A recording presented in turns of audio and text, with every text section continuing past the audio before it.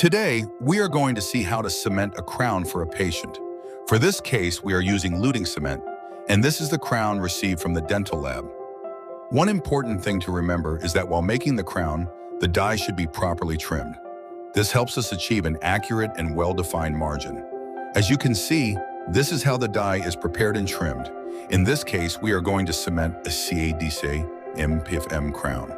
The patient's tooth preparation has already been completed, and the impression has been taken and sent to the lab. The lab has prepared the die and the crown. A sectional tray was used, so only a small working model was prepared. This reduces the amount of impression material and stone required. The impression was made using addition silicone. Before cementation, we cross-check the crown on the die to make sure that the fit is proper. The patient already has a temporary crown, so before placing the final crown, we have to remove the temporary crown.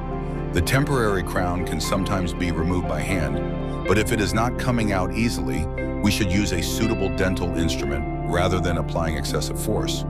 After removing the temporary crown, we clean the prepared tooth properly with normal saline or water and then dry it. For the final fitting, we must carefully check the interproximal areas and make sure there is no remaining temporary cement. If the temporary cement is not completely removed, it can interfere with the seating and marginal fit of the final crown. Now we will check the preparation carefully. We should avoid applying excessive pressure and check for any undercuts. First, we will check the preparation from both sides. Then, using a mirror, we will carefully examine the margins.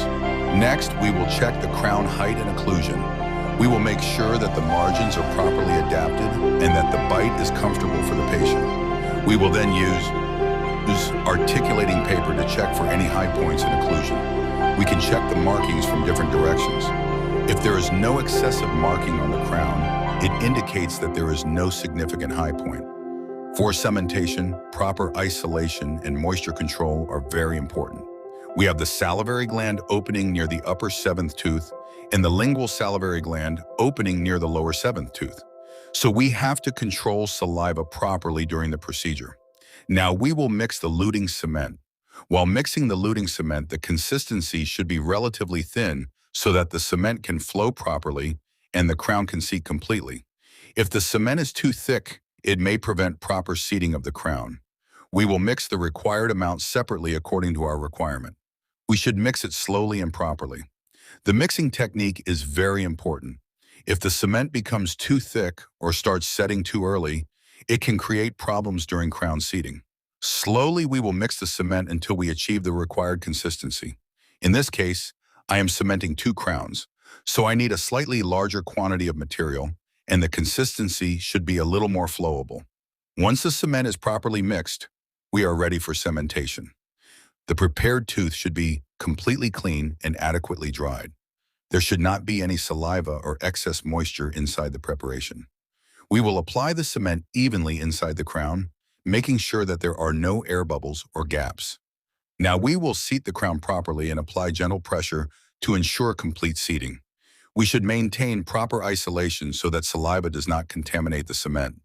Once the crown is properly seated, we will apply gentle pressure and ask the patient to bite down. After the patient bites, the excess cement will come out around the margins. The excess cement can be removed carefully using a probe or another suitable instrument. We should make sure that all excess cement is removed, especially from the interproximal and marginal areas. Finally, we will recheck the margins, contacts, and occlusion to make sure everything is satisfactory. And that's how we complete the cementation of the crown. Now we will wait for the patient to come and proceed with the final cementation.